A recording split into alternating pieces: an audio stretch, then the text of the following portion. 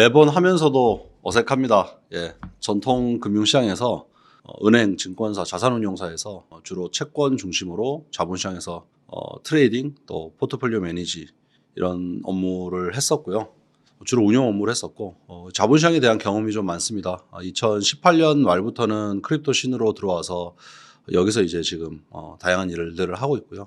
지금 저는 수목투브라고 하는 유튜브 채널을 통해서 또 다양한 여러분들 만나고 있습니다. 최근에는 또 크립토 산업이 환경이 좀 많이 바뀜에 따라 가지고 주로 대기업들 중심으로 컨설팅을 좀 하고 있어요. 혹시나 대기업 관계자분들이 보시다가 주로 이거는 뭐 매니지먼트 단에서 의사결정할 만한 거긴 하지만 기업 차원에서 크립토 대응이 필요하다 하시는 분들이 있으시면 연락 주시면 감사하겠습니다. 최근에 이제 지난 한 두 달 사이를 보면은 비트코인 가격이 9만 불에서 10만 불 사이를 왔다 갔다 하다가 이제 7만 불, 7만 8천 불, 뭐 6천 불까지 하락한 이후에 지금 이제 조금 다시 상승한 상태인데요. 최근에 조정받은 어떤 이 흐름은 원인이 크립토 시장 내부의 원인이라기보다는 전반적인 위험 자산에 대한 회피 때문이라고 해석해야 될 것 같습니다. 증시가 전반적으로 조정을 받았죠. 그래서 미국 증시 자체가 조정을 받았고 또 그 이유는 뭐 여러분 아시다시피 최근에 관세 미국에서의 어떤 관세 이슈라든지 무역 분쟁적인 어떤 요소들 이런 것들이 좀 제일 큰 이유라고 볼 수 있겠습니다. 멀티플이 큰 종목들 위주로 종목 가격 조정 많이 받았고 그러다 보니까 이제 크립토 시장이 사실은 뭐 기관 투자자들이 뭐 비트코인 ETF, 그 이더리움 ETF 정도가 기관 투자자들이 참여하고 있는 시장인데 최근에 그 순유출이 많았습니다. 비트코인 현물 ETF에서 40빌리언 달러 정도까지 올해 그러니까 작년 1월에 비트코인 ETF가 나온 이후에 순 유입이 되었던 것이 40빌리언 달러 수준을 꼭지로 하고 지금 35빌리언 달러 즉 5빌리언 달러 대략 원화로 7조 원 정도가 유출됐거든요. 7조 원 정도의 어떤 순 유출이 있었기 때문에 당연히 가격에 조정이 있었겠죠. 그래서 전반적인 위험 자산 회피 어떤 무드 때문에 가격 조정이 있었다 이렇게 얘기를 드릴 수가 있겠고 그럼 누군가는 이렇게 얘기할 수 있을 것 같아요. 비트코인이란 게 뭐 가치 저장 수단이다 디지털 그런 안전자산이라고 사람들한테 인식되었던 거 아니냐 이런 얘기 하시는 분도 있겠지만 그것은 이제 결국에는 궁극적인 어떤 모습인 것 같고 지금은 과도기적인 상황인 것 같습니다. 그래서 지금 뭐 위험자산 회피할 때는 어쨌든 변동성이 크다고 여겨지는 자산들은 포트폴리오 매니저들 혹은 또 트레이더들, 헤지펀드 매니저들 이런 사람들이 일단 익스포저를 줄입니다. 그래서 거기서 나온 순매도가 좀 많았지 않나 이렇게 추측을 하고 있습니다. 과도기라고는 했지만 만약 당장 어느 지역에 전쟁이 난다고 하면 해당 지역의 국지적인 비트코인 가격은 상승을 합니다. 비트코인은 현재 그런 상태이고 지금 같은 어떤 상황 하에서는 증시가 안 좋을 때는 비트코인이 일단은 좀 가치 조정을 받을 수밖에 없는 그런 구조적인 상황이 있다라고 우리가 해석을 해야 될 것 같습니다. 반대로 증시가 좀 안정화가 되고 다시 뭐 반등하는 흐름이 나온다고 하면 다른 자산보다 좀 더 빠르게 반등할 가능성이 좀 높다고 생각하고 있습니다.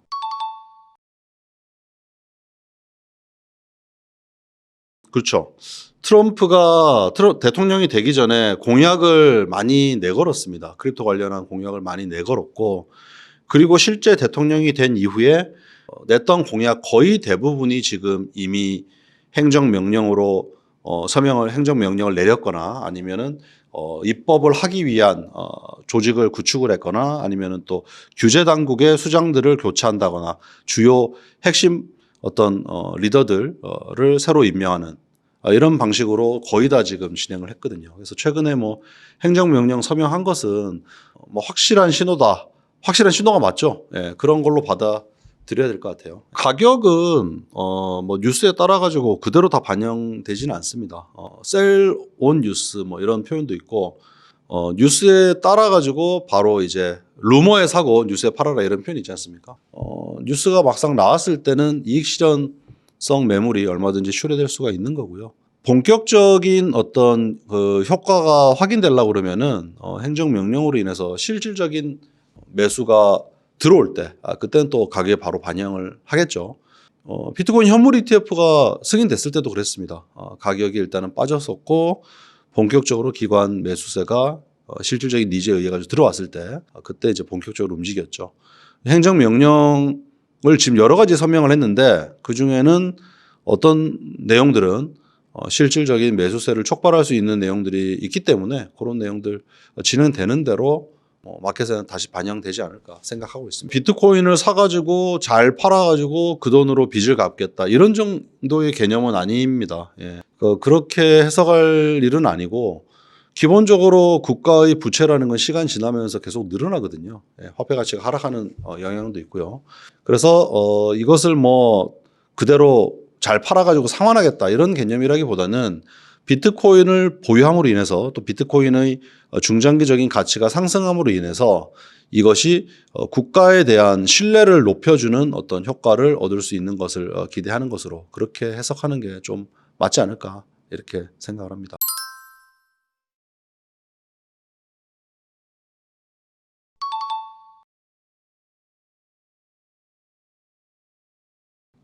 그냥 한 소리는 아닐 거라고는 생각하고요.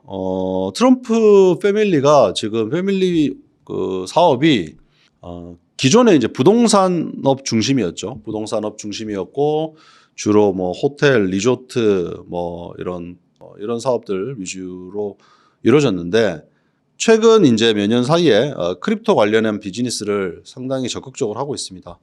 시작은 뭐 NFT를 발행했던 거 뭐 22년도입니까? NFT를 발행했던 게 시작이었는데 그 이후에 디파이 프로젝트 월드 리버티 파이낸셜이라고 하는 것들 추진을 하고 있고 그리고 또 뭐 대통령 직전에는 또 밈코인 발행도 했었죠. 그래서 크립토 산업에 대한 지대한 관심이 있는 게 사실입니다. 특히 둘째 아들 에릭을 중심으로 이 사업이 전개되고 있는데 에릭 트럼프를 통해서 전개되고 있는데 에릭 트럼프 같은 경우는 지금 비트코인 컨퍼런스 가면은 항상 연사로 지금 초대되고 있거든요. 그래서 트럼프 패밀리가 비트코인을 바라보고 있는 이 시선은 디지털 부동산으로 보고 있어요. 비트코인을. 그래서 이제 기본적으로 트럼프 패밀리가 비트코인에 관심이 많은 건 사실이고요. 크립토 산업 전반에 관심이 많습니다. 근데 이제 팔아라. 우리가 취득할 거다. 이런 얘기를 한 것은 사실 이 부분은 좀 우리가 해석의 여지가 있어요. 일단은 그 얘기가 나오고 나서 불과 얼마 안 지나서 그 바이낸스의 창업자인 창펑 짜오가 트위터 통해 가지고 사실과 좀 다른 얘기다. 이런 그 포스팅을 했거든요. 그래서 부인한 내용을 얘기를 했는데 그러면 이제 우리가 이렇게 해석할 수가 있죠. 누구 말이 진실인가. 기본적으로 트럼프가에서는 뭐 워낙 거래에 대한 그런 걸 잘 하는 데니까 뭐 지금도 보면은 그린란드 팔아라 또 뭐 캐나다 보고 51번째 주가 미국의 51번째 주가 되어라 이런 소리도 많이 하지 않습니까? 그런 것들이 마냥 그냥 영혼 없이 던지는 얘기는 아니라고 보거든요. 나름 전략적인 포석들이 있는 것이고 그래서 바이낸스 US, 바이낸스 뭐 글로벌을 얘기하는 건 아니고 미국에서만 영업하고 있는 바이낸스 US를 지분을 취득하고 싶다라는 얘기였습니다. 사실 실질적으로 바이낸스 US의 점유율이 20%대가 넘는 굉장히 좀 높은 수준의 마켓 셰어를 가지고 있다가 지난번 이제 그 창펑짜오 처벌받고 하는 과정에서 1%대로 지금 거의 뭐 내려왔거든요. 하루에 한 100억 정도밖에 거래가 안 됩니다. 원화로. 그 지금 이제 마켓 셰어가 한 1% 정도로 아주 낮은 수준까지 내려와 버렸고 그런 와중에 이제 그 인프라라든지 이런 것들에 대해서 욕심이 생기는 것 같아요. 트럼프 패밀리는 이거 말고도 전에 박트라고 하는 BAKKT 이 거래소를 인수한다는 루머들이 있었거든요. 실제로 근데 그 딜이 끝났다라는 얘기가 아직 보도가 안 되고 있어요. 그래서 이거 좀 명확하게 우리가 알 수가 없는 부분인데 거래소를 비즈니스상으로 필요하다라고 많이 느끼고 있는 것 같아요. 근데 문제는 이제 어쨌든 지금 대통령이 트럼프이고 그 집안에서 하는 사업에서 이런 걸 하겠다라고 하면 이게 이해상충의 소지는 분명히 있단 말이에요. 뭐 창펑짜오를 어쨌든 처벌했던 거였고. 그래서 사실 뭐 저희 같이 밖에서 관찰하고 있는 입장에서는 이거 이해상충 이슈가 있을 수도 있겠는데 정도의 관점에서 그러나 트럼프 패밀리가 크립토 산업에 굉장한 지대한 관심을 갖고 있구나. 이 정도로 우리가 봐야 될 문제인 것 같고 앞으로 근데 뭐 이와 관련된 이슈들은 다시 불거질 소지는 있을 것 같아요. 그냥 뭐 툭 한마디 던지고 끝난 게 아니고 앞으로 뭐 또 얘기가 나올 수도 있는 문제가 아닐까 이런 정도의 생각을 하고는 있습니다. 뭐 당사자들밖에 진실은 모르겠죠.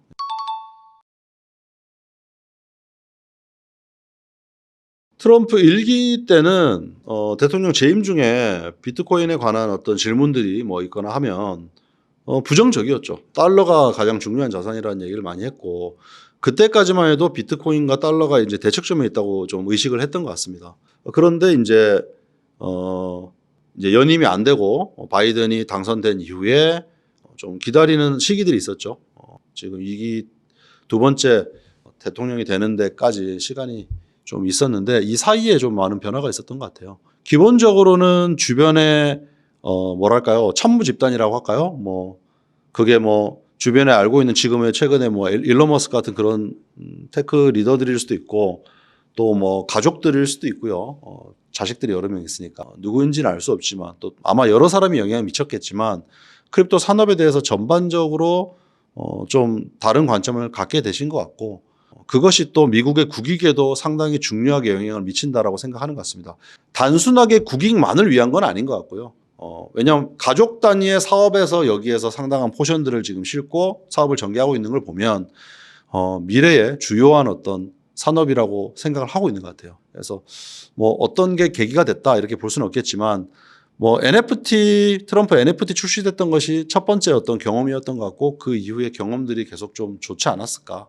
모르던 시절은 있을 수 있지만 뭐 비트코인을 알다가 비트코인을 다시 배척하는 경우는 뭐 거의 없다고 봐야죠.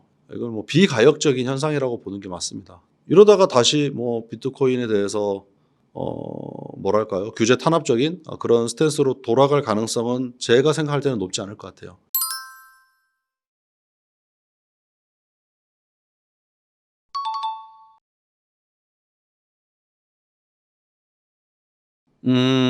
지금 이제 현재까지의 상황을 보면 비트코인과 나머지 알트코인 뭐 언급됐던 뭐 리플, 솔라나, 에이다 이거는 위상이 좀 다르죠. 어떻게 다르냐면 비트코인은 strategic reserve라고 이제 명시를 하고 있고 나머지는 그냥 뭐 내셔널 스탁파일 이렇게 표현하고 있거든요. 디지털 에셋 스탁파일.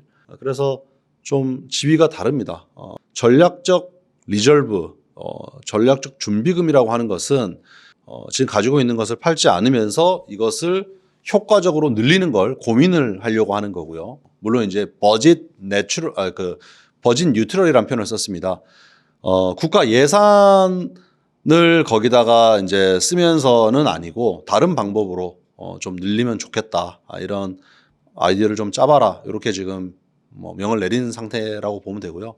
스탁파일 같은 경우는 뭐 그것들을 뭐 별도로 축적해 간다기보다는 어쨌든 뭐 이것도 의미 있는 자산으로 그냥 생각을 하고 잘 관리해라. 뭐 팔 수도 있는 거고요. 그렇게 보는 것 같아요. 비트코인의 경우에는 뭐 안 판다고 얘기했던 거고 스탁파일 같은 경우는 팔아서 비축물, 뭐 리플, 에이다, 솔라나 이런 것들은 뭐 팔 수도 있는 거죠. 단 효과적으로 관리하라는 거죠. 기존에는 그냥 뭐 과거에 FBI 같은 데서 뭐 이렇게 압수한 것들 그냥 뭐 팔았거든요, 바로. 그랬는데 헐값에 팔거나 그러지 말고 잘 관리해라 정도로 보면 될 것 같습니다. 그래서 위상이 완전히 다른 거고요, 비트코인하고는. 비트코인은 전략적으로 모으려는 거죠. 그럼 전략적으로 모은다고 하면 뭐랄까 버짓 뉴트럴하게 모은다는 거는 뭐가 있을까? 이런 거죠. 버짓 뉴트럴이란 말은 정부의 버짓이라는 거는 뭐 이런 거 아니겠습니까? 세금을 국민들이 내는 세금 그리고 또 정부가 발행하는 국채 이런 방식이 이제 일반적으로 예산을 확보하는 방식인데 정부가 이렇게 확보한 걸로 비트코인을 사는 게 아니라 사실 거부감이 있을 수도 있잖아요. 그래서 그런 방법이 아니라 조금 더 뭐랄까 중립적인 방식 뭐 제일 쉬운 것들이 이런 거겠죠. 범죄자들한테 압수하는 거. 그리고 또 한편에서는 이것도 버짓 뉴트럴이라고 해석될지 모르겠지만 한편에서도 이런 얘기도 하더라고요. 세금을 비트코인으로 낼 수 있게 해줘가지고 뭐 자발적으로 낸 비트코인 세금의 경우에는 또 활용돼도 되지 않겠냐 이런 의견들도 있고 하던데 어쨌든 뭐 버짓 뉴트럴하게 하는 방법들에 대해서 여러 가지 사람들이 뭐 다양한 아이디어를 내고 있습니다. 실제로 이걸 어떻게 하겠다라는 건 아마 앞으로 또 그 AI 크립토 짜르인 데이비드 삭스를 중심으로 좀 뭐 발표가 있지 않을까라고 생각합니다. 거기에 어차피 재무부, 상무부가 적극적으로 도와가지고 안들이 나올 거라 가지고 그건 앞으로 그렇게 바라보면 될 것 같아요.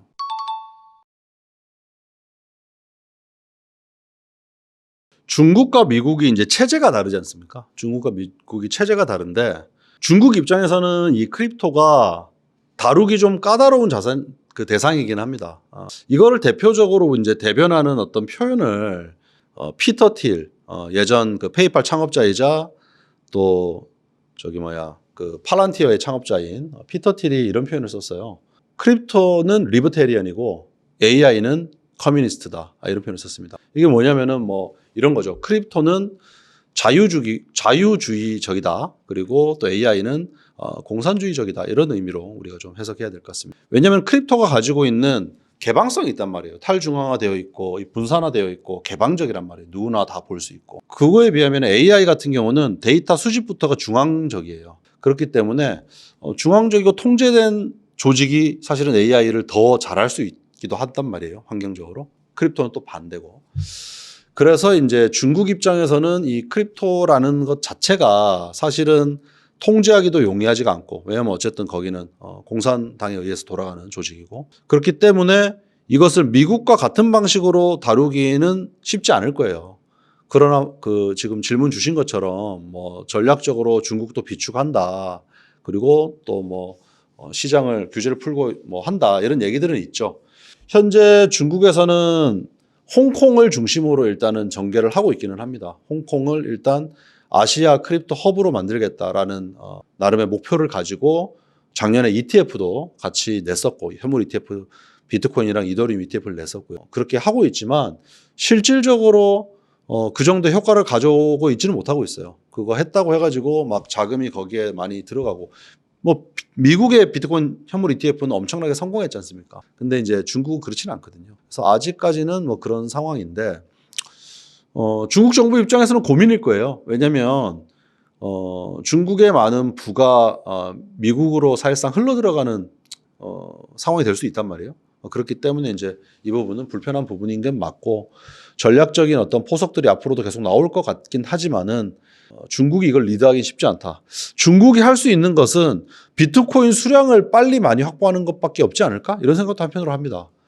그렇다면은 사실 우리가 이제 뭐 오늘도 뉴스 나온 거 보니까 북한이 뭐 비트코인을 이번에 라자루스 해킹한 수량으로 10,000몇 개가 돼가지고 뭐 전 세계 뭐 비트코인 보유량이 몇이다 이런 기사가 있던데, 사실 오피셜하게 공개된 것만 가지고 얘기하는 거거든요.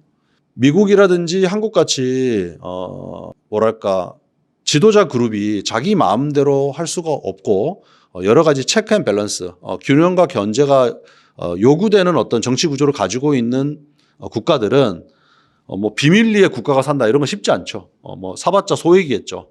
그런 어떤 뭐랄까요, 뭐 우리로 치면은 뭐 국정원 같은데 뭐 무슨 뭐 비상금 뭐 비밀 계정들 같은 거 있지 않습니까? 뭐 그런 걸로 사봤자 뭐 얼마나 사겠어요.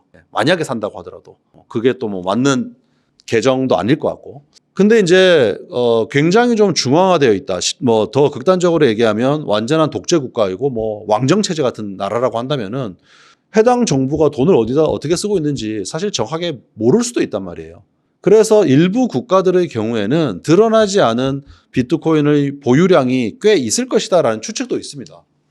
지금 전 세계 비트코인이라는 게 뭐 총 2,100만 개고 지금 100만 개 조금 넘는 양이 남았고 대략 2천만 개가 좀 안 되는 양이 채굴이 돼 있습니다.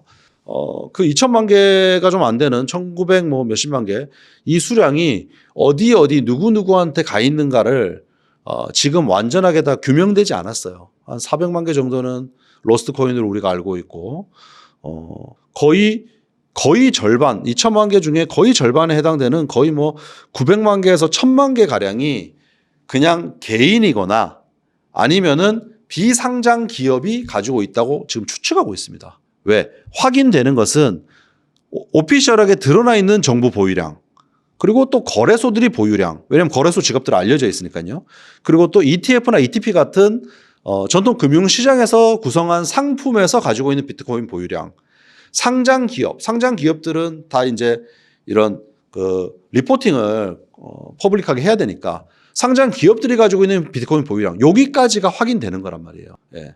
근데 이게 뭐 한 600만 개 정도밖에 안 됩니다. 그럼 나머지 900만 개, 1000만 개 가량은 주인이 누군지를 모르는 건데 그중에 어느 정도의 수량이 지금 제가 예시로 들었던 뭐 우리가 누군지는 알 수 없는 어떤 독재 정권, 어떤 뭐 왕정 체제에 가까운 어떤 정부에서 비밀리에 샀다고 해도 알 수가 없는 거예요.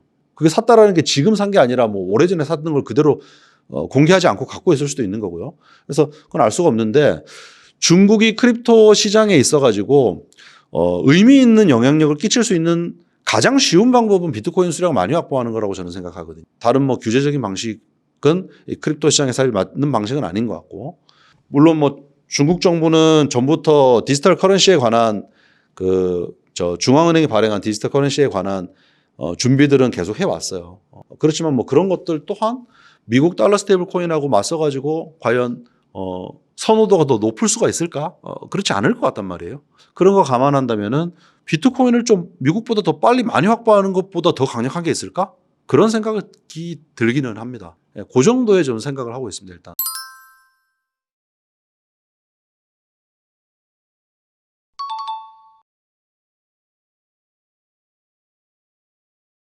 비트코인을 대체하는 코인은 나올 수 없죠. 왜냐면은 비트코인은 단순한 기술의 산물이라고 볼 수 없거든요. 기술의 산물이지만 최초이기 때문에 가지고 있는 역사적 그런 가치가 분명히 존재하고, 그것은 사실 금융적 가치라고 얘기할 수 있어요. 사회적 금융적 가치라고 볼 수 있고, 그래서 그건 단순하게 기술로 얘기할 수 있는 부분은 아니거든요. 그래서 최초이자 또 가장 탈중화되어 있기 때문에 그것을 향후에 나오는 뭐 어떤 크립토 커런시 혹은 크립토 에셋이 보다 더 기술적으로 우월한 걸 갖고 나온다고 해서 그 자리를 대체할 수 있는 건 아니라고 생각합니다.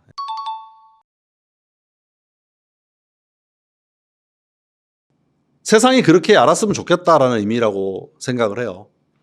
비트코인 처음에 나올 때만 해도 뭐 비트코인이 달러의 자리를 위협한다라고 사람들이 인식을 했단 말이에요. 그런데 지금은 이제 달러 패권에 비트코인을 미국 정부가 많이 가지고 있으면 도움될 것이다라고 지금 생각이 옮겨간 상태입니다. 왜? 경쟁에서 될 문제가 아니라고 인식을 하고 있기 때문에. 그래서 이제 연준 의장이 그 발언을 한 것은 하나의 디지털 커머디티 자산으로서 금처럼 가치저장 수단이 될 수가 있고, 그러니까 이제 이걸로 인해 가지고 달러 지지가 위협받지 않는다라는 걸 연준 의장으로서 희망상을 얘기한 거죠. 그렇게 해석하고 있습니다.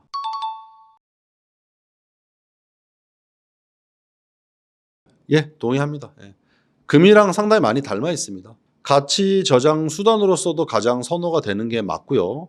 그리고 또 과거에 금이라는 게 금화를 통해 가지고 가치 교환 수단으로서도 많이 쓰이고 했는데 그렇게 될 여지들이 있고요. 앞으로 또 속도가 더 빨라질 수 있는 여지들이 있기 때문에. 그리고 또 뭐 금을 우리가 장신구로도 쓰고 산업적으로도 아주 일부 쓰고 있는 것처럼 비트코인 또한 뭐 그런 용도로 쓰이고 있는 움직임들이 있거든요. 오늘 여기 이 자리에서 다 일일이 설명은 안 하겠지만, 그래서 굉장히 좀 많은 부분이 닮아져 가고 있다 얘기를 할 수 있을 것 같아요.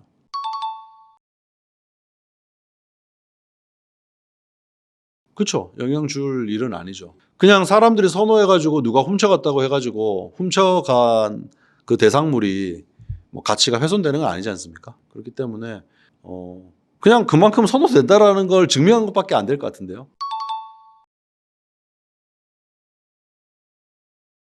현실적으로 가능할 거냐는 게 아니라 언제 되느냐의 문제지, 당연히 되는 일이라고 생각을 합니다. 왜냐면은 우리 삶이 점점 더 디지털로 많이 이동해 가고 있고 여러 가지 기술적인 발전들을 통해 가지고 우리 삶에 디지털이 더 많이 깊숙하게 침투될 것은 너무나 자명한 사실이란 말이에요. 그럴 때 당연히 가치 저장 수단으로서 지금보다 더 선호될 것이 분명해 보이고, 지금 금의 시총이 20 트릴리언 달러 정도가 됩니다. 글로벌 시총이요. 그리고 이제 제일 큰 어떤 기업들, 뭐 애플이라든지 엔비디아라든지 이런 것이 이제 3 트릴리언 달러 정도, 이렇게 3조 달러 정도가 되거든요. 비트코인 지금 최근에 좀 가격 빠져가지고 뭐 1.7 이렇게 되는데, 그러면 이제 뭐 금의 10분의 1도 안 되는 거죠, 아직은. 근데 이제 뭐 금이 그런 역할을 하는 것처럼 당연히 비트코인의 시총은 디지털 경제 자체가 커질수록 비례해 가지고 커질 수밖에 없다, 이렇게 생각을 하고 뭐 일개 기업들하고 비교할 대상이 아니라고 저는 생각을 합니다.